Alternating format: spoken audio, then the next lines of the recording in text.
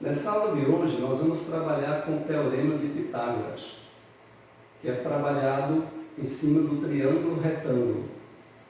Lembrando que é chamado de triângulo retângulo todo triângulo que tem um ângulo reto, que é o ângulo formado medindo 90 graus. Ok?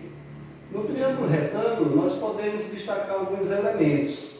Por exemplo, esse lado maior nós chamamos de hipotenusa. A hipotenusa é o lado oposto ao ângulo reto, certo? E os outros dois lados são chamados de catetos, que é o lado B e o lado C. São os dois lados que formam o ângulo reto. Estes são os catetos, ok? Então nós temos a hipotenusa e os catetos. E Pitágoras, nesse teorema, diz o seguinte, que o quadrado da medida da hipotenusa é igual à soma dos quadrados das medidas dos catetos. E podemos representar dessa forma. O quadrado da medida da hipotenusa é igual à soma dos quadrados das medidas dos catetos. Ok? Então, esse é o teorema de Pitágoras, matemático e filósofo grego. Ok? O quadrado da medida da hipotenusa é igual à soma dos quadrados das medidas dos catetos. Com este teorema, descoberto por Pitágoras, pode-se resolver diversos problemas em situações diferentes. Para que vocês compreendam melhor, eu vou começar aqui com um exemplo mais simples, depois passaremos a alguns exemplos diferentes. Vejamos aqui, digamos que nesse triângulo, que é retângulo também, pois temos aqui o ângulo reto, esse lado meça 8, aqui 10, e que aqui seja x. Ou seja, qual vai ser o nosso objetivo aqui? Descobrir o valor de x, tá? Isso é possível usando o teorema de Pitágoras. Ok, vamos lá então. Usando o teorema de Pitágoras, que diz que o quadrado da hipotenusa é igual à soma dos quadrados dos catetos.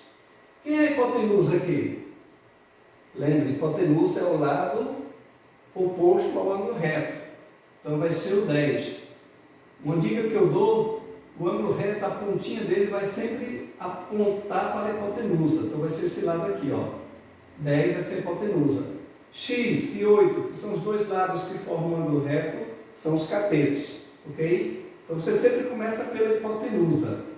Vamos lá então. A hipotenusa aqui é 10, nós teremos o quadrado da hipotenusa, que é igual à soma, sempre será a soma, do quadrado das medidas dos catetos. Como são dois catetos, por onde que eu começo? Pelo x ou pelo 8?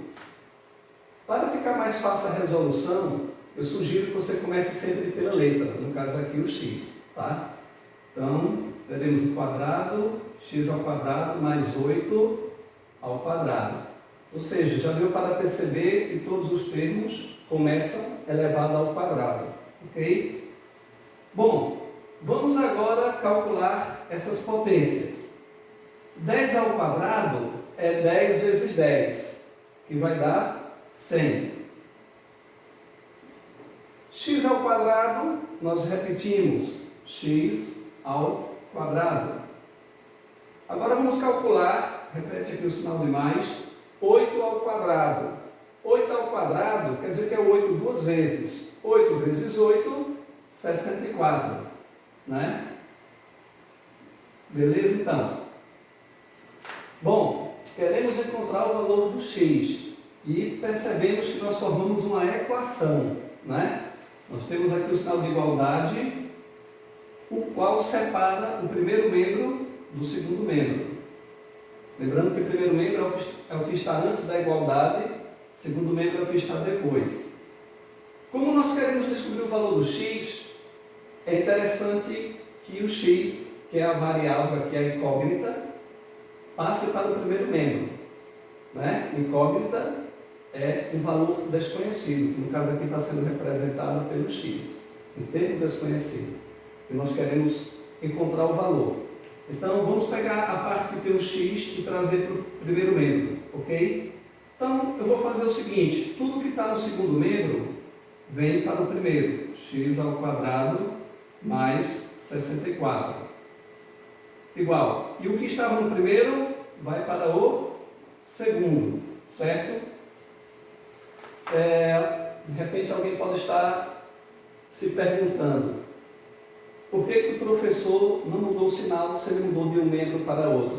Pois eu já falei para vocês em aulas anteriores, quando nós resolvemos uma equação, que você muda um termo do primeiro membro para o segundo, ou do segundo para o primeiro, ele muda de sinal, verdade. Só que aqui não muda, porque nós mudamos tudo de uma vez, percebeu? Então eu trouxe tudo que estava no segundo membro para o primeiro, e o primeiro foi para o segundo. Quando você inverte toda a equação de uma só vez, o sinal não muda. Vamos lá então. Agora, qual será o próximo passo para descobrir o valor do x? Repete x ao quadrado. Agora veja o que vai acontecer. Como eu quero encontrar o valor do x, eu vou isolar o x no primeiro membro. Quando eu digo isolar, é deixar ele sozinho no primeiro membro. E os termos que não tem x, os números, devem estar no segundo membro. Então, isolo o x como? Com sinal de igualdade. Agora, a pergunta é, qual desses dois termos eu vou escrever primeiro no segundo membro? O 64 ou o 100? Eu escrevo primeiro aquele que já está no segundo membro, que é o 100. Tá? Então, aqui vai ficar 100. Como ele já estava no segundo membro, ele não muda de sinal. Agora, o 64, que estava no primeiro membro e passou para o segundo, ou seja, ele passou para lá do sinal de igualdade, para o segundo membro, ele vai mudar de sinal. Se era positivo, vai ficar negativo. Ok? Aqui sim, aqui muda, porque você passou o termo sozinho. Veja que o x ao quadrado ficou. Então, nesse caso, muda de sinal. Ok? Quando passa o termo de cada vez. Beleza. Então, repete x ao quadrado, que é igual a 100 menos 64, vai dar quanto? 36, né? Então, x ao quadrado é igual a 36, ok? Então, aqui nós teremos, e agora? Qual que é o próximo passo? Lembrando que na resolução de uma equação, você sempre aplica a operação inversa. Na verdade, não é obrigatório, mas é uma das alternativas. Por exemplo, aqui era mais. O número que passou para lá ficou menos. Operação inversa. O inverso de mais é menos. E aqui eu tenho uma potência, só que eu vou ter que isolar o x. Não pode ficar x ao quadrado. Eu quero apenas o valor do x, não x ao quadrado. Então esse quadrado vai passar para o segundo membro. Você vai fazer a operação inversa. Qual é a operação inversa da potenciação? O inverso da potenciação é a radiciação, ou seja, a raiz. Como é 2, vai ser raiz quadrada. Se aqui fosse 3, seria raiz cúbica. Então, isolando o x, nós teremos x é igual a raiz quadrada de 36, ok? Raiz quadrada de 36. Quando você transforma a potência em raiz quadrada, aqui poderia ficar mais ou menos, tá? Mas nós vamos ver o seguinte, quem é a raiz quadrada de 36? Qual é o número multiplicado por ele mesmo dá 6? Perdão, dá 36. Vai ser o 6, né? Porque 6 vezes 6, 36.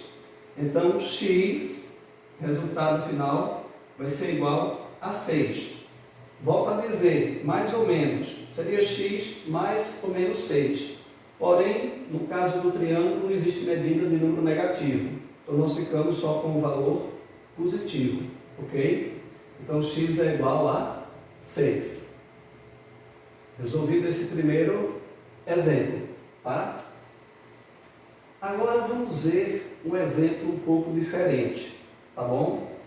Pois é interessante nós vermos alguns mais avançados. Então, vamos dizer que esse lado aqui meça x,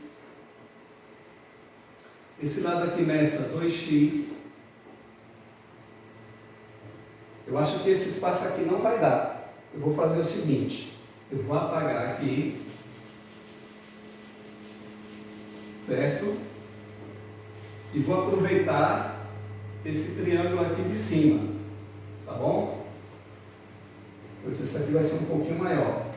Então, esse lado aqui vai ser x, 2x e 3 raiz de 3. Bom, nesse caso você percebe que é um pouco diferente, não é? Como que nós vamos resolver? Usando o teorema de Pitágoras, pois é um triângulo retângulo, podemos resolver essa situação e descobrir o valor do x. O que diz mesmo o teorema de Pitágoras? Vamos relembrar. O quadrado da medida da hipotenusa é igual à soma dos quadrados das medidas dos catetos. Quem é a hipotenusa aqui? Qual desses três que é a hipotenusa? É o lado oposto ao ângulo reto. Olha o ângulo reto, para onde que ele está apontando? A pontinha dele, ó. Então, a hipotenusa, esse aqui, o 2x. Os outros dois lados são os catetos, que são os lados que formam o ângulo reto. Começamos sempre pela hipotenusa. Então, nós teremos o quadrado da hipotenusa. Como número, aqui nós temos um termo formado por dois fatores, um número e letra. Você usa parênteses para poder levar ao quadrado, ok? É importante para você compreender como o cálculo será feito. Então, o quadrado da hipotenusa é igual à soma dos quadrados dos catetos. Lembrando que você vai com a letra primeiro, o número por último, fica melhor para resolver. Beleza? Então vai ficar x ao quadrado. Esse termo ao quadrado é a mesma coisa desse. Nesse termo tem dois fatores aqui, tem o 3 e o raiz de 3. Então, use um parênteses para poder levá-lo ao quadrado, ok? Ao quadrado. Beleza. Continuando, nós vamos agora calcular essas potências que estão elevadas ao quadrado. Vamos começar por aqui, ó. 2 ao quadrado vai dar 4, porque 2 vezes 2 é 4. X ao quadrado vai ser x ao quadrado, ok? Igual, repete, x ao quadrado, mais, e aqui, como que eu vou calcular essa expressão ao quadrado? Se é ao quadrado, multiplica duas vezes por ela mesma, né? A expressão por ela mesma. No caso aqui, o 3. 3 vezes 3, 9, ok? Agora, e a raiz? Como é que nós calculamos? Veja que isso aqui é uma raiz quadrada. O índice dela não aparece. Se fosse raiz cúbica, teria um 3 aqui, ó. Como lá não aparece o índice, aqui o índice é 3, raiz cúbica. Quando não aparece o índice, é porque é 2, ele não se usa. Se é 2, é raiz quadrada, ok? Então, o que nós vamos fazer? Se aqui é 2, esse 2 eu simplifico com esse 2. Então, é como se eu cortasse esse 2 com esse. Quando você corta esse 2 da raiz, a raiz desaparece, o sinal do radicando, ok? Então, ele desaparece, fica só o 3. Como esse número está junto desse, representa uma multiplicação. Então, vai ficar 9 vezes 3, ok? Então, a raiz você simplificou, o 2 da raiz com esse 2, corta, elimina o sinal da raiz, fica só o 3. Isso aqui é uma multiplicação, 9 vezes 3, ok? Beleza. Agora, vamos continuar. 4x ao quadrado, esse termo, nós podemos trazer para o primeiro membro. Porque, lembrando, quando nós resolvemos uma equação, porque aqui nós formamos uma equação, os termos que têm x entram no primeiro membro, os que não têm ficam no segundo, tá? Vamos lá, porque eles são semelhantes, por isso que é possível juntá-los no mesmo membro. Ele é positivo, não tem sinal, então é positivo. Se ele vai passar para o primeiro membro, vai ficar negativo, ok? Ok. E aqui você multiplica, 9 vezes 3, 27. Beleza, estamos chegando aqui no resultado. Agora resolvemos os dois termos porque eles são semelhantes, né? Mesma letra, mesmo expoente, são semelhantes. 4 menos quanto? Quando não tem número antes da letra, quanto que vale? 1, né? Pois 1 não se usa antes da letra. Não teve número, é 1. 4 menos 1, 3. Então nós teremos 3x ao quadrado, né? Resolve a parte numérica e repete as letras com os expoentes. Igual a 27.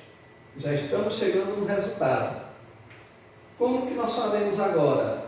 Nós queremos encontrar o valor do x. Então, nesse caso, o x tem que ficar sozinho no primeiro membro. Vamos isolar o x. Por enquanto, o 2 não sai. Primeiro, vamos tirar esse 3 para o segundo membro. Então, vai ficar x ao quadrado. O expoente continua, né? Tiraremos ele adiante.